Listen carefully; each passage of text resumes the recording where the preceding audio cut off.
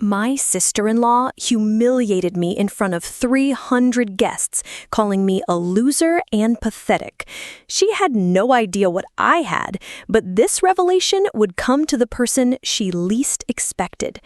But before I tell you exactly how this wedding became the most rewarding moment of my life, click the subscribe button. For you, it may be just a click, but for us, it's the fuel to keep researching and bringing you these incredible stories that prove karma is real. I've always been good at spotting fake people. At 30, after building my own tech company in Austin, Texas, I developed a sixth sense for detecting who was genuine and who was just playing a role. That's exactly what I felt the moment my brother Gabriel brought Bianca home for dinner for the first time. She walked into our living room with that perfect smile that never reached her eyes, flawless blonde hair, and an aura of superiority disguised as sweetness. I was on the couch with my laptop, finishing some code for a client, when she greeted me with that tone I knew all too well, condescending, like she was talking to a child. "Hi, Sofia. Gabriel told me so much about you. How cute, working on your little computer." The way she said "little computer" told me immediately what kind of person she was. This wasn't going to be the sister-in-law relationship I'd hoped for. Gabriel was clearly smitten, in that blind way that makes men ignore screaming red flags. He looked at her like she was some goddess who had descended from Mount Olympus, specifically to bless our simple middle-class family. During dinner, Bianca completely dominated the conversation, talking about her lifestyle blog, her sponsored posts, and her influencer events around Dallas. She name-dropped restaurants I'd never heard of and designers I didn't care about. Every few minutes, she'd throw in a little jab, disguised as concern. "Sofia, you should really get out more. All that computer work can't be healthy." Or, "Don't you get lonely spending so much time indoors?" My parents seemed charmed by her bubbly personality, but I saw right through it. She was performing, and I wasn't buying tickets to her show. What bothered me most wasn't her superficiality. I'd met plenty of shallow people before.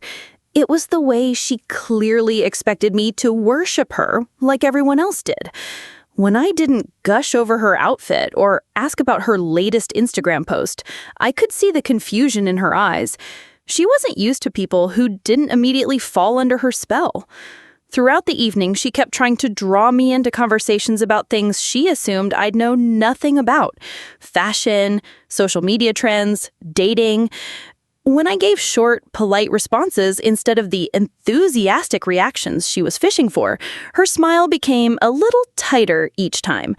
I could practically see the wheels turning in her head. Why isn't this computer nerd impressed by me? The real turning point came when my dad asked about my company. I'd been building custom software solutions for mid-sized businesses for 3 years, and we'd just landed a major contract with a chain of hotels across Texas. As I briefly explained the project, trying to keep it simple since tech talk usually bored people, Bianca interrupted with a laugh.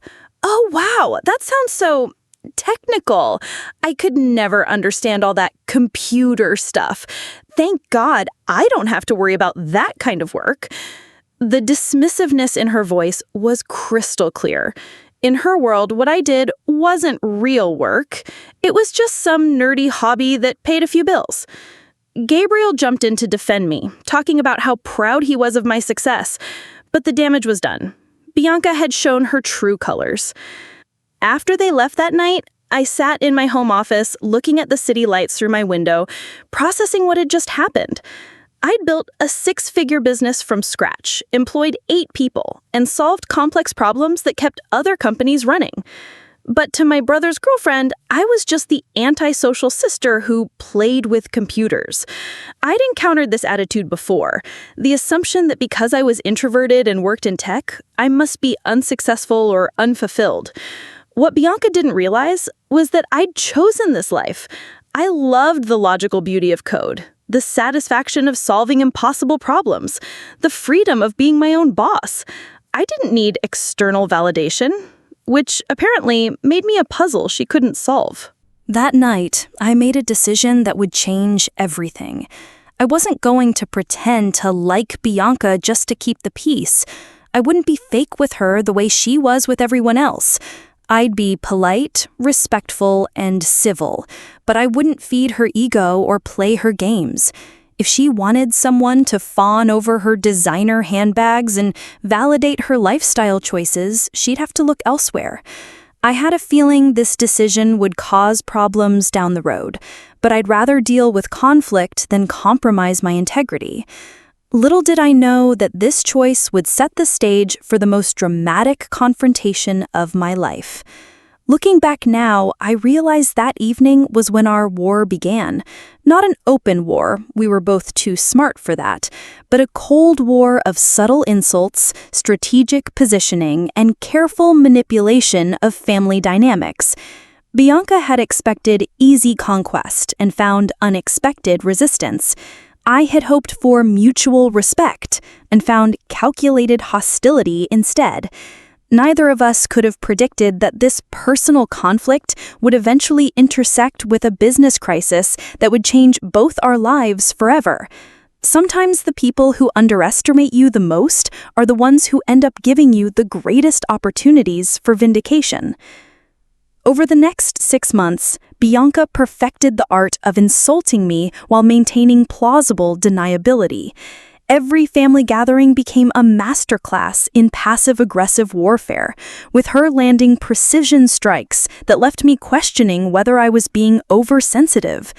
At Gabriel's birthday party, she introduced me to her friends as Gabriel's sister who works with computers, like tech support stuff. When I corrected her that I owned a software development company, she laughed and said, "Oh, right, sorry, it's so hard to keep track of all these internet jobs these days."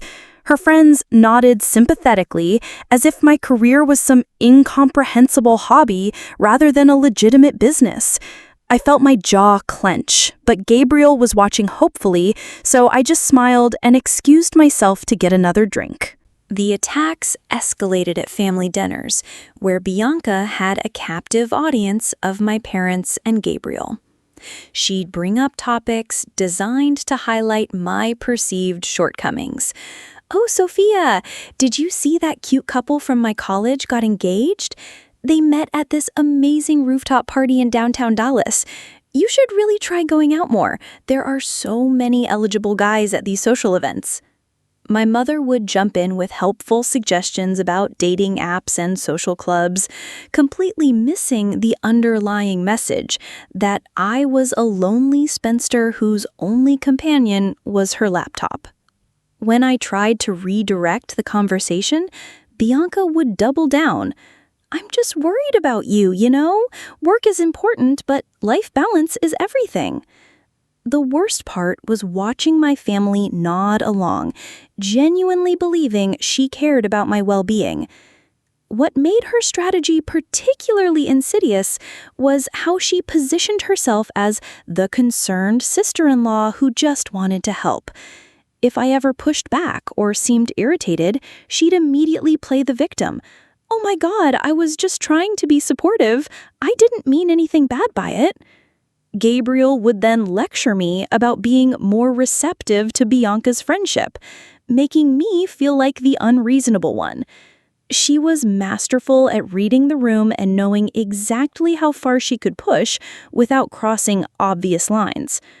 During game nights, she'd make comments about how lucky I was to have so much free time for hobbies, implying that my flexible work schedule meant I wasn't really busy or important. Each comment was a paper cut, small enough to seem insignificant alone, but collectively drawing real blood. The breaking point came during Thanksgiving at my parents' house. Bianca arrived wearing a designer dress that probably cost more than most people's monthly rent, carrying shopping bags from high-end stores in Dallas. She spent 20 minutes showing off her purchases to my mother and aunts, explaining the importance of investing in quality pieces. When someone complimented her lifestyle, she sighed dramatically and said, I'm just so grateful that Gabriel can provide for me so I don't have to stress about work like some people do. The implication was clear. She was the cherished princess being taken care of, while I was the struggling career woman who had to work because no man would support me. My aunt actually patted my arm sympathetically and suggested I try Bianca's approach. Maybe if you dressed up more and put yourself out there.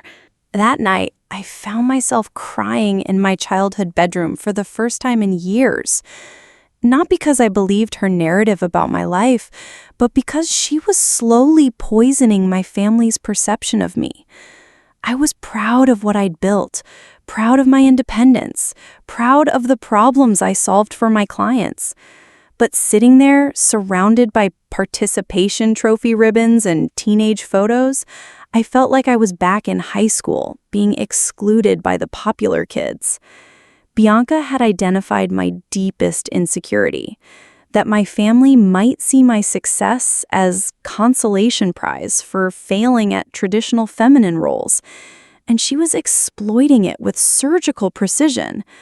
I realized that staying silent and taking the high road wasn't protecting me. It was enabling her to control the narrative about who I was and what my life meant. The next morning, I made a decision that surprised even me. Instead of continuing to absorb her attacks passively, I would start documenting them. Not for some grand revenge plot, but to maintain my own sanity and sense of reality.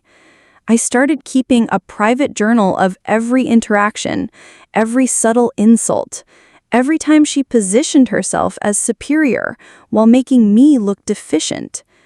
Reading back through those entries now, I'm struck by how calculated her campaign was.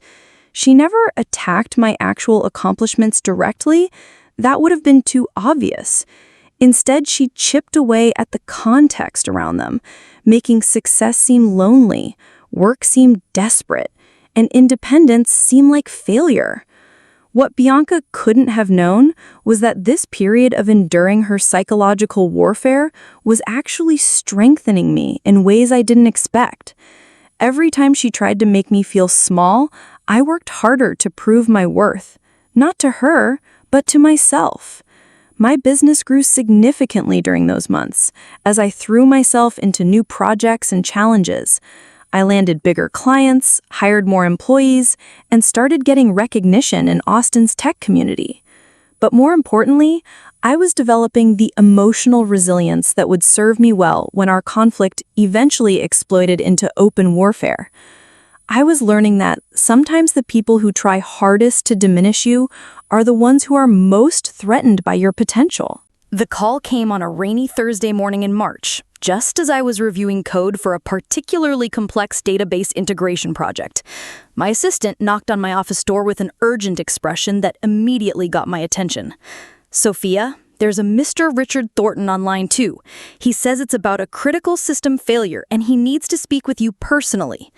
I'd never heard the name before, but something in her voice told me this wasn't a typical sales call. When I picked up the phone, the man on the other end sounded desperate in a way that 20 years in business had taught me to recognize. His voice cracked slightly as he introduced himself as the CEO of Thornton Construction, a major commercial building company based in Dallas. "Miss Martinez, I'll be direct with you. My company is facing a complete system collapse, and I've been told you're the only one in Texas who might be able to save us." The story he told me over the next 30 minutes was a perfect storm of technological disaster and corporate negligence. Thornton Construction had been growing rapidly, taking on bigger projects across the Southwest, but their IT infrastructure had been cobbled together by different contractors over the years. 3 weeks earlier, a routine software update had triggered a cascading failure that corrupted their entire project management system. They'd lost access to blueprints, contractor schedules, payment systems, regulatory documentation, everything that kept a multi-million-dollar construction operation running. Richard's voice grew more strained as he explained that they had 43 active projects across 5 states, with hundreds of subcontractors waiting for direction, and millions in materials sitting in warehouses without proper tracking. We hired McKinsey, then Deloitte, then that big firm out of Silicon Valley. They've all told us the same thing. The system is too damaged to repair. They want to rebuild everything from scratch, which would take 8 months and cost us more than our annual revenue.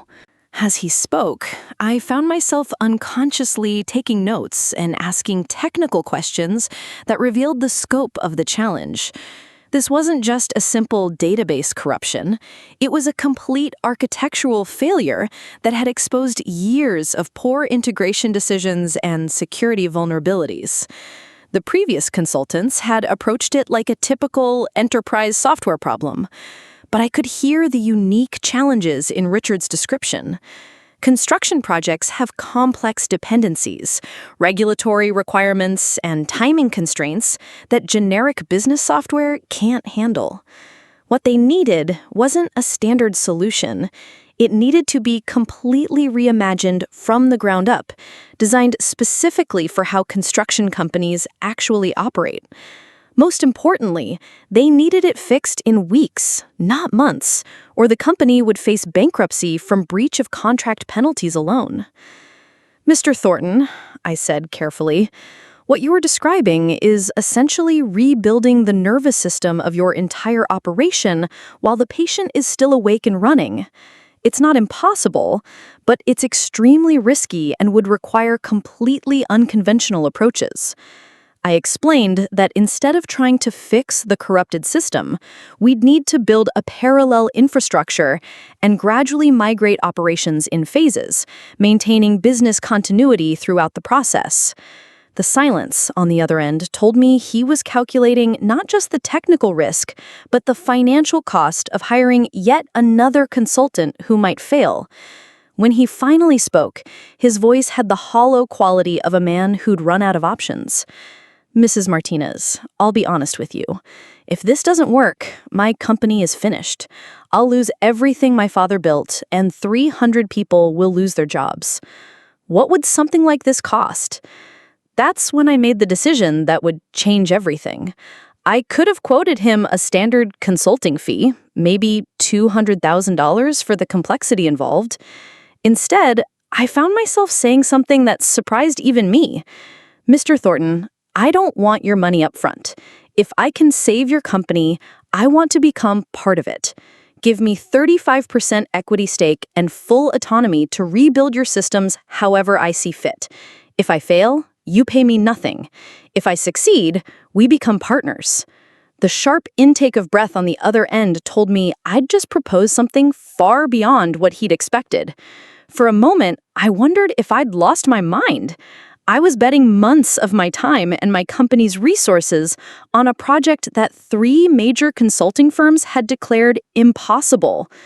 But something about Richard's desperation and the technical challenge itself had awakened a competitive fire I didn't know I possessed. That's an extremely generous risk distribution, he said slowly, clearly processing the implications. But I have to ask, why would you stake your own company's future on saving mine? You don't even know me.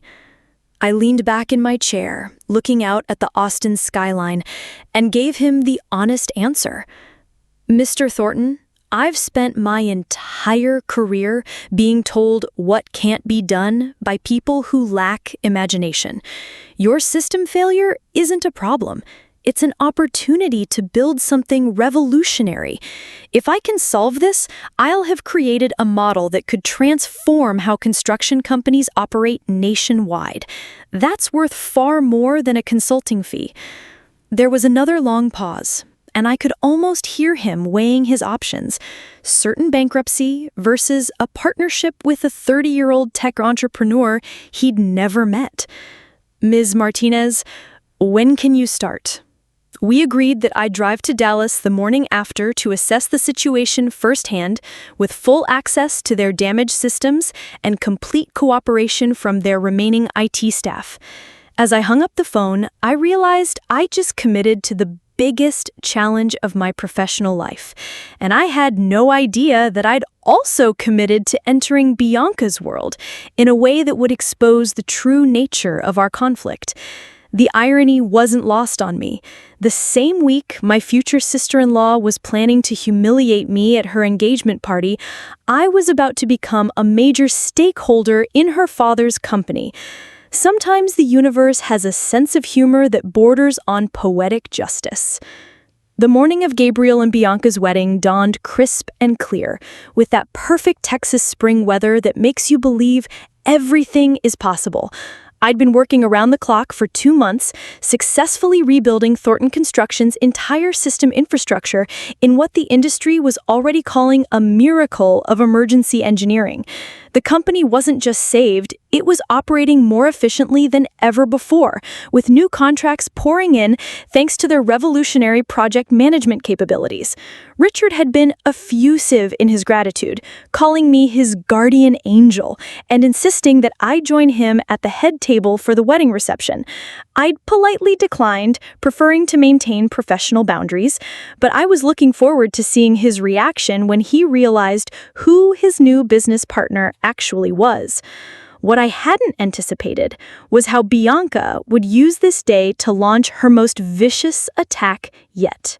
The ceremony itself was a lavish affair at the Four Seasons in downtown Dallas, with over 300 guests and enough flowers to stock a botanical garden. Bianca looked stunning in a dress that probably cost more than most people's cars. Every detail perfect, from her professionally styled hair to her custom-designed shoes. As I watched my brother recite his vows, I felt a complex mix of emotions. Happiness for him, concern about his choice of bride, and a strange anticipation about what the day might bring. During the cocktail hour, I tried to stay in the background, making polite conversation with distant relatives and old family friends. But I could see Bianca working the room like a politician, making sure every guest understood exactly how spectacular her wedding was and how fortunate Gabriel was to have won her. The reception began with all the traditional fanfare, the grand entrance, the first dance, the heartfelt speeches from both sets of parents. Gabriel's best man told embarrassing stories from college, and everyone laughed at all the right moments. I was actually enjoying myself, thinking that maybe Bianca would be too focused on being the center of attention to bother with her usual passive-aggressive commentary. That naive hope was shattered when she took the microphone for her own speech, ostensibly to thank everyone for coming and celebrating their love. I'm so grateful for all the wonderful people in our lives. Family is everything to us, and I want to especially acknowledge the people who have supported Gabriel and me on this journey. What came next was a masterpiece of public humiliation disguised as gratitude. Gabriel's family has been so welcoming, even though we come from very different backgrounds. His sister Sofia has been, well, let's just say she's very focused on her work. While some people our age are building relationships and starting families, Sofia has chosen to dedicate herself completely to her computer business. We have to admire that kind of single-minded dedication. The pause before single-minded was perfectly timed, and I felt 300 pairs of eyes turning toward me. My cheeks burned as she continued. Some people might call it being antisocial, but I prefer to think of it as being really, really committed to staying in your comfort zone. It's so brave to just accept that some things aren't meant for everyone. The room erupted in uncomfortable laughter, the kind that happens when people aren't sure if they should be amused or appalled. I sat frozen in my chair, unable to believe that Bianca had just used her wedding speech to publicly mock me in front of everyone I'd ever known. Gabriel looked mortified, but he was trapped at the head table with nowhere to go and no way to intervene without making the situation worse.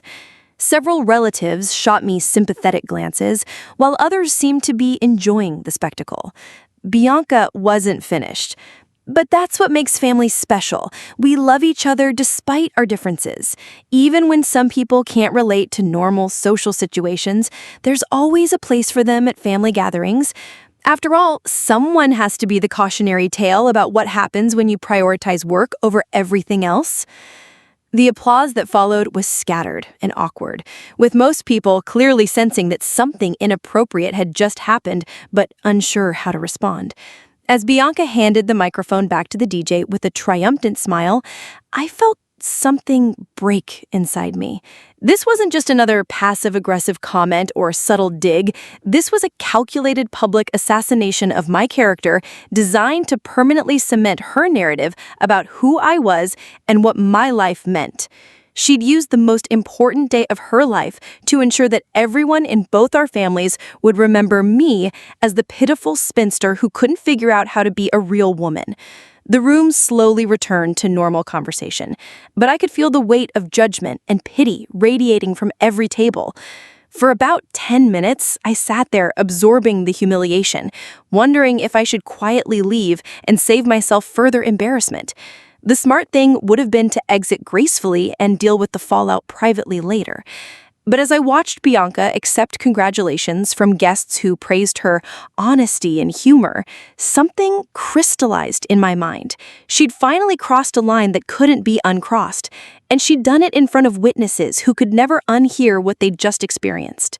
More importantly, she'd made this attack in front of her father, the same Richard Thornton who'd been calling me a business genius for the past 2 months. I realized that Bianca had just handed me the perfect opportunity for the kind of poetic justice that money can't buy. The moment came about an hour later, when Richard Thornton rose to give his own father of the bride speech. I'd been watching him throughout the evening, noticing how he kept glancing in my direction with an expression I couldn't quite read. When he began talking about family, success, and the importance of recognizing the people who truly matter in your life, I had a feeling that this reception was about to take a very different turn. "Before I talk about my beautiful daughter and wonderful new son-in-law," he said, his voice carrying the authority of a man accustomed to commanding attention, "I want to share something that most of you don't know. 2 months ago, my company was facing complete collapse. Every expert we consulted told us it was hopeless." The room grew quiet, sensing that something significant was coming. Richard Thornton commanded the room with the presence of a man who'd built an empire from nothing, and every guest could sense that his speech was about to reveal something significant. When you're desperate, you learn to recognize genius when you see it. 3 of the most expensive consulting firms in the country told me my business was finished. They wanted 8 months and millions of dollars to possibly rebuild what we'd lost. He paused, letting the weight of those words settle over the room. Then I found someone who not only saved my company, but revolutionized how we operate. Someone who turned our greatest crisis into our greatest opportunity. Bianca's smile was starting to look a little forced, and I could see her father's business associates nodding appreciatively, clearly wondering who this miracle worker could be. This person didn't just want a consulting fee. She believed in our potential so much that she bet her own company's future on our success. She asked for partnership, not just payment. And in 60 days, she accomplished what everyone else said was impossible. I felt my heart hammering as the moment of revelation approached, knowing that everything was about to change, but still not quite believing it was really happening. Ladies and gentlemen, I want you to meet my new business partner and the woman who saved Thornton Construction, Sofia Martinez, who now owns 35% of our company and has earned every bit of it. The silence that followed was so complete, you could have heard a champagne flute hit the marble floor. Every head in the room turned toward me, and I felt that surreal sensation of being suddenly spotlighted after hiding in the shadows. Gabriel's mouth fell open as he processed what he'd just heard, and I could see him doing rapid mental calculations about what this meant for our family's financial situation. My parents looked stunned, clearly realizing they'd been dramatically underestimating their daughter's professional success. But it was Bianca's face that I'll remember for the rest of my life. The progression from confusion to disbelief to dawning horror as she realized what had just happened. The woman she'd spent 2 years portraying as a pathetic failure was not only successful, but was now financially connected to her family in a way that made her previous attacks seem not just cruel, but catastrophically stupid. Richard called out, gesturing for me to stand. "Would you please say a few words about the project? I think everyone would love to hear about it." The entire room was staring at me expectantly, including waitstaff who had stopped serving to witness whatever was about to unfold. As I rose from my chair, I caught Bianca's eye and saw something there I'd never seen before. Genuine fear. For the first time in our relationship, she was the one who felt exposed and vulnerable, wondering what I might say with 300 people hanging on my every word.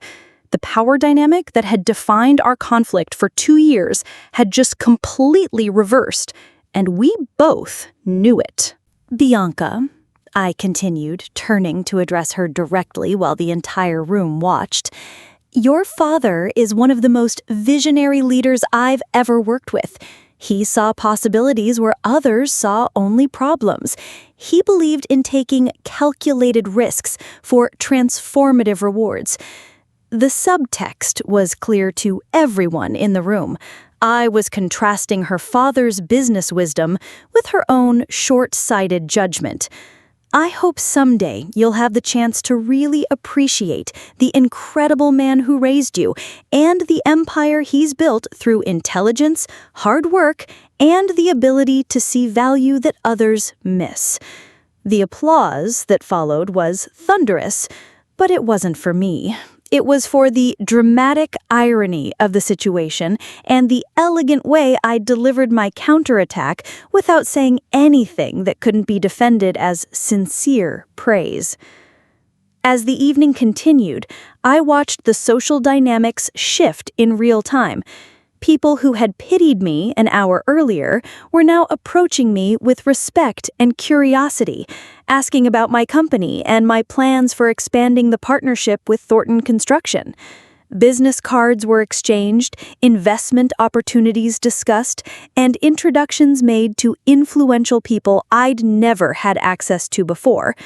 Meanwhile, Bianca found herself increasingly isolated, with even her own relatives giving her questioning looks after witnessing the dramatic reversal of fortune. Gabriel spent most of the night apologizing to me privately, finally understanding the full scope of what his wife had been doing and what it had cost our relationship. The final moment of poetic justice came near the end of the reception when Bianca approached me at the bar, where I was having a quiet conversation with her uncle about potential government contracts. "Sofia," she said, her voice tight with forced cheerfulness, "I just wanted to say congratulations on your partnership with Daddy. I had no idea you were so successful." The admission cost her visibly, and I almost felt sorry for her until I remembered every cruel comment, every public humiliation, every attempt to make me feel worthless in front of our family. "Thank you, Bianca," I replied simply. "I've learned that success often looks different than people expect. Some of the most valuable things happen quietly, behind the scenes, while everyone's focused on more obvious performances." She understood exactly what I meant, and we both knew that our war was over, not because we'd found peace, but because there was no longer any question about who had won. As I drove back to Austin that night, I reflected on how dramatically everything had changed in just a few hours. Bianca had spent 2 years trying to convince everyone that I was a failure, and in one evening, she'd inadvertently orchestrated the most public vindication I could have imagined. The partnership with Thornton Construction opened doors I'd never expected, leading to contracts with Fortune 500 companies and recognition as one of the top tech entrepreneurs in Texas. But more importantly, I'd learned that the people who try hardest to diminish you are often the ones most threatened by your potential. sometimes the best revenge isn't plotting against your enemies. It's becoming so successful that their attacks become irrelevant.